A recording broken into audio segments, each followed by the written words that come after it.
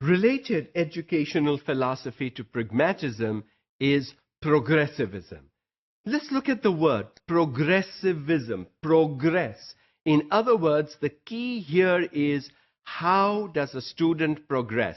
How does one know that the student has gained, learned, improved, is better today because he has received some education in some classroom through some teacher? So progressivism measures changes in learning that are obvious, measurable, can be seen, can be observed, and can be validated.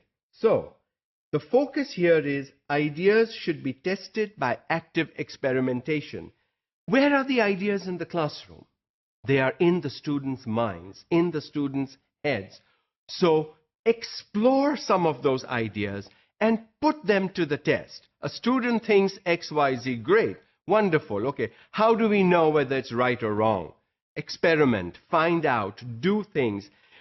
Involve the students and excite them that an idea is great, but it cannot be left as an idea. If an idea has to become a piece of information, has to become knowledge over time when it is tested through, that idea must come out of the student's mind and be experimented with. And a pragmatist teacher would allow students to do just that. Learning rooted in questions of learners in interaction with others. In other words, if you're sitting in your own seat, doing your own work independently all the time, a pragmatist teacher or a progressive teacher would not be very happy with it. For a progressive teacher, learning through other students, learning with other students, learning from other students, and learning by other students is all equally important. For the progressive teacher, questions are the key to learning. And when students ask questions, they are thinking. When students don't ask questions, they are not thinking. Or if the only responses they make is yes, fine, okay, I get it, everything is clear, then learning may not have happened. Learning happens when a student says, yes, but I still have this issue. Yes, what if this?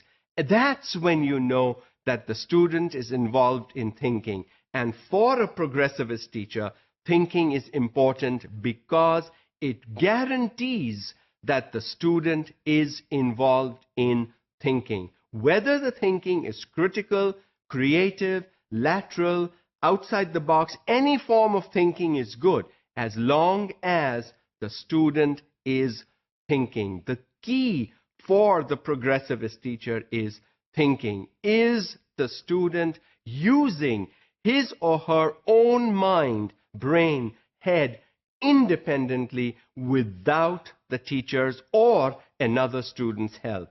That is when good thinking is happening in the classroom. Experience and student-centered. Experiences teach us a lot, and experience should be a good teacher. So what do you learn from your experiences? What did you learn from what happened last year in your English class? You should have learned something in your math class, in your science class, in your Urdu class. These experiences in the classroom, in the school, and outside, all should be taken in consideration. And for a progressivist teacher, this is important, that the student's experiences, not my experiences. I'm the teacher. Yes, I have lots of experiences. I have lots of stories to tell students. I have lots of ways in which I can narrate happenings to my students.